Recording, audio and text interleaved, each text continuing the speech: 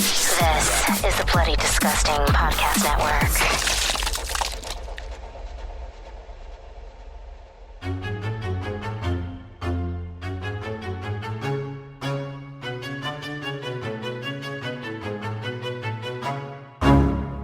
We're gonna carry on and plan the sequel, because let's face it, baby, these days, you gotta have a sequel.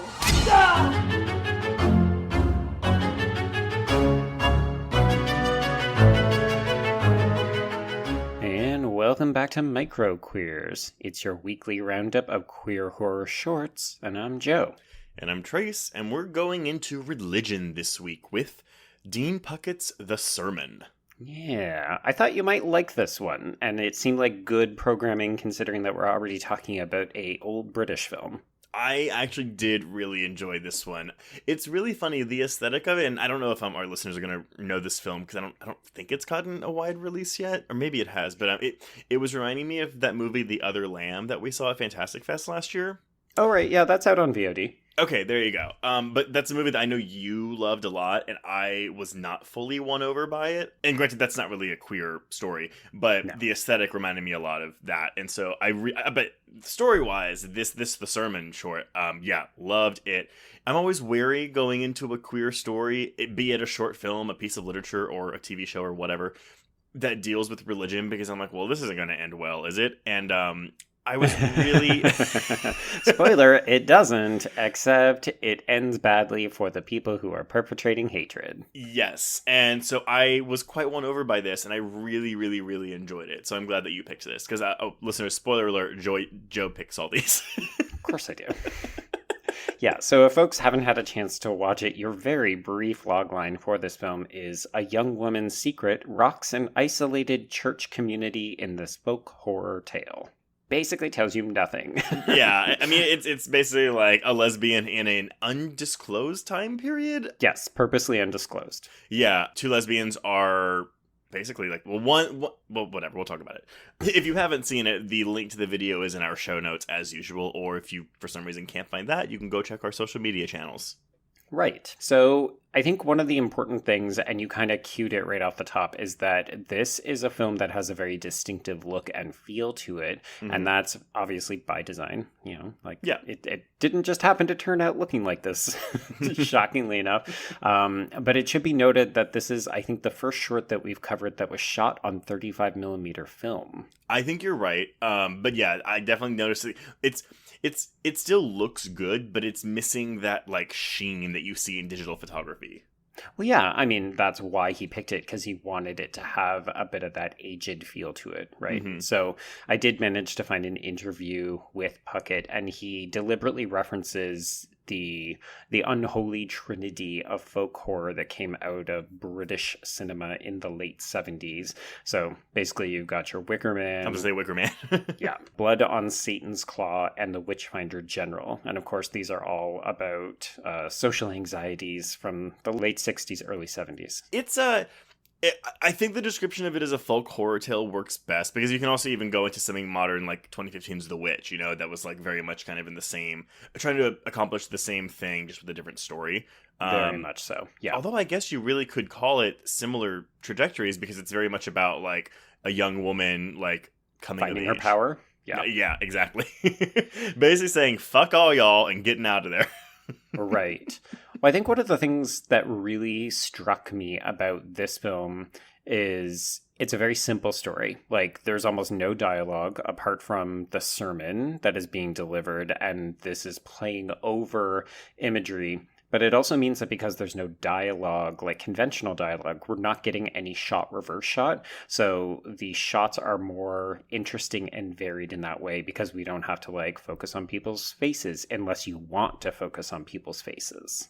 Right. And that's true. And it's also, it's a conflicting emotional experience to watch all this with the sermon, because, I mean, I did watch this twice, because the first time I watched this, I was paying more attention to what was being said than I was as to what was transpiring on screen. I mean, obviously, I could ascertain what was happening on screen because I could see it, but I wasn't, like looking at it with a fine-tooth comb, whereas the verbiage in the sermon was just really striking a chord with me, because it's just, I mean, again, you as a queer person, when you hear God cannot love them as they are, it's really upsetting. And it just, I never had anyone tell me, like, in my church, like, oh, you're going to hell, because I never, like, brought it up in church and stuff. Right. But, like, I when I was doing, like, Catholic Children's Education, aka CCE for short, I remember being told, yeah, homosexuality is a sin, masturbation's a sin, like, you will go to hell if you do these things. And it always brings to my mind, like, that whole thing of, like, what it means to be a Christian and what it means to love. And that statement of God will not love you as you are is such, like, that's not Christianity to me. Like, because the whole thing with Christianity is, like, God loves you no matter what. I mean, in Catholicism specifically, it's like, you know, you ask for forgiveness and you're good, which is... okay. You can have your own thoughts on that. Sure. But I was enraptured with the sermon itself. And it wasn't until my second viewing that I really kind of paid attention to the shots that you're speaking of. Yeah, I mean, it's obviously a very specific choice that Puckett is making. And I think it's also really important to acknowledge that this is a very recent short. Like, almost all the shorts that we've covered have been from about the last 5 years. And I don't think that that's insignificant either. But this is very specifically coming in it's basically a response to Brexit and Donald Trump. Like, that's when this short was made. And Puckett has gone on record as saying that it's all about this idea that we're in a time where all of a sudden people are looking to the past. Like, oh, well, how can we get the UK and how can we get the US back to these great time periods where basically it just means how can we bring it back to a time when heterosexual white men were in charge and they were, you know, the dominant force? Like, how do we get rid of these woke people, the people of color, and the gays, you know, the abominations? Like, the word abomination is literally said in the first 30 seconds of this short. Oh, and that's a word that if you were a queer person growing up in a religious environment in any shape, way, or form, you have heard that word multiple times. Yeah. And even just like it's right down into things like, I mean, I think we're supposed to look at this as, oh, it's removed from time, it's removed from a specific geographical location, but there's certain things like where they're throwing the tomatoes at the older queer woman that feels very much like, oh, this is a witch hunt. This is, you know, like it's playing on this verbiage that has become commonplace nowadays. But I think that is like having the sense of timelessness is essential because it's basically saying that these values, that this thing that's happening is universal and it's still happening today, albeit in different forms. Like, we're not tying lesbians up to posts and throwing things at them, but it's still... Well, if you're trans, they're fucking doing it all the time, yeah. Yes. And so, but that's the thing, like, you know, you don't need a time period because it is always happening and still happening. Yeah. One of the other aesthetic choices that I really liked, and I recognized it visually, but I didn't process it until I read this interview with him, and it's that the costume design specifically around the lead boy, so the other boy that's standing on the other side of the main girl's father up on the stage, he's deliberately styled, like haircut, clothing, to resemble Nazi youth.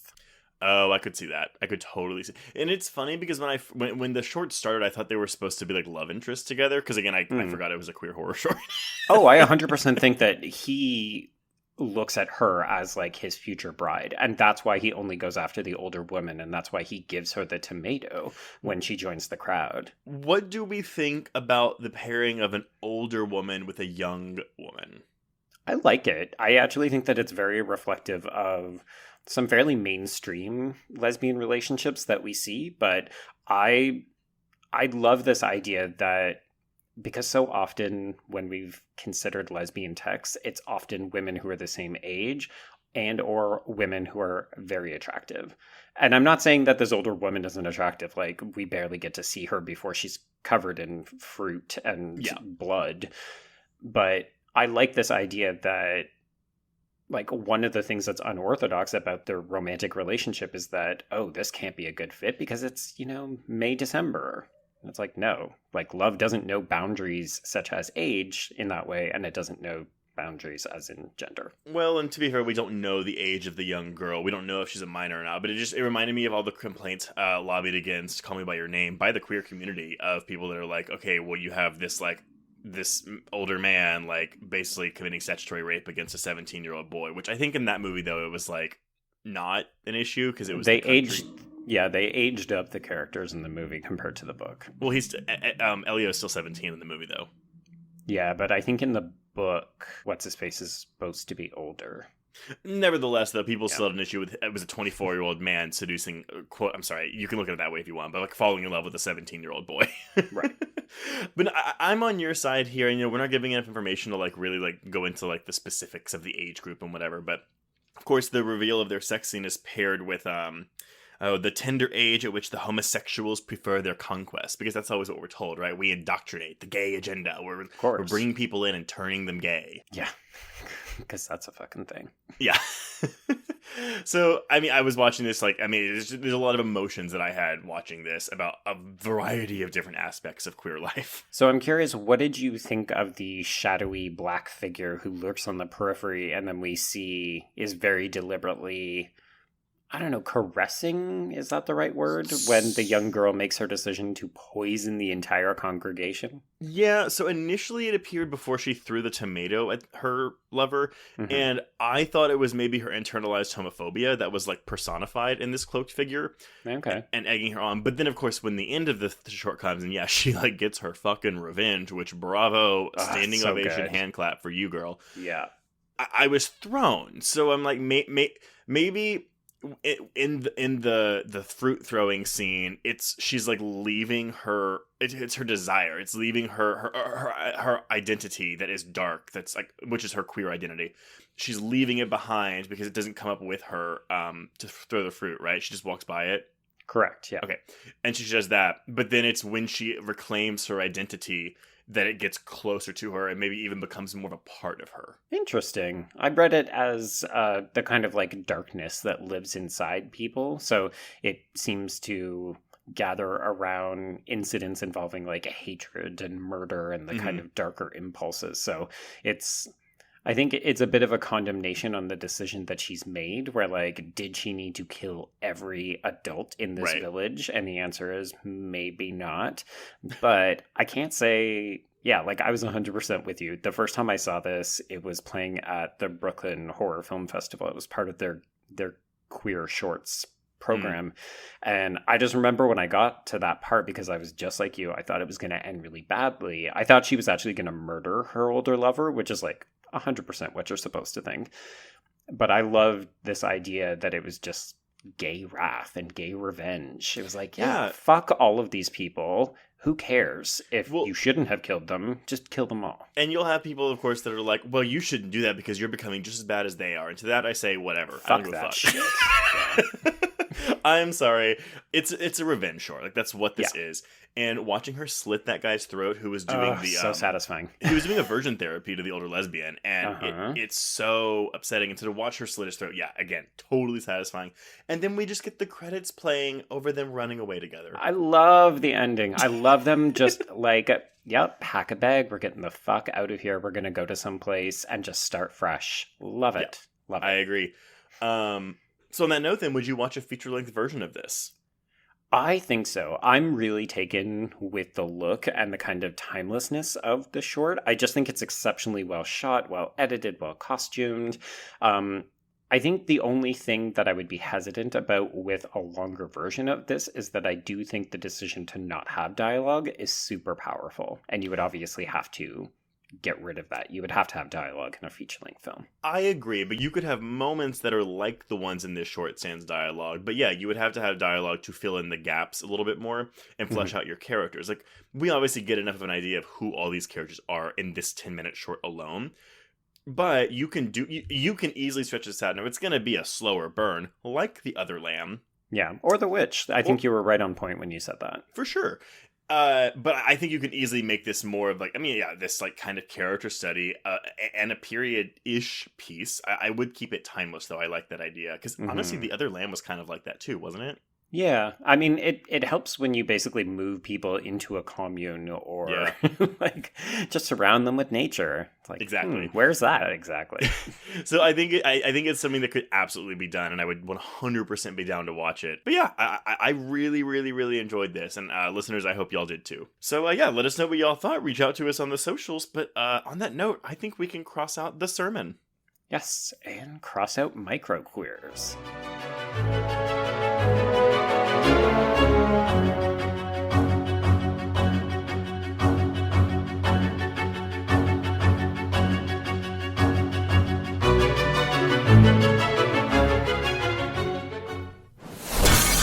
Bloody Disgusting Podcast Network, home of creepy, disturbing, and terrifying creepypastas, SCP archives, weekly full-cast storytelling, the Pora Queers, genre commentary from an LGBTQ perspective, and the Boo Crew, the horror-centric interviews. Listen free wherever you stream audio and at bloodydisgusting.com/podcasts.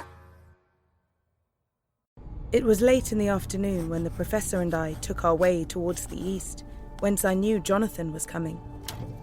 Jonathan Harker has asked me to note this, as he says he is hardly equal to the task, and he wants an exact record kept.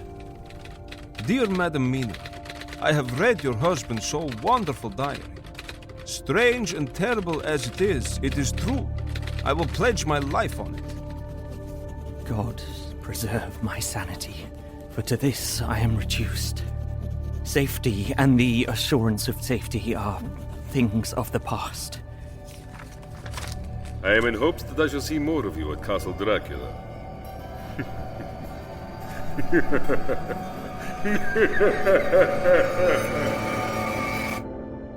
Listen to Regarding Dracula wherever you listen to podcasts, or find us online at bloody.fm.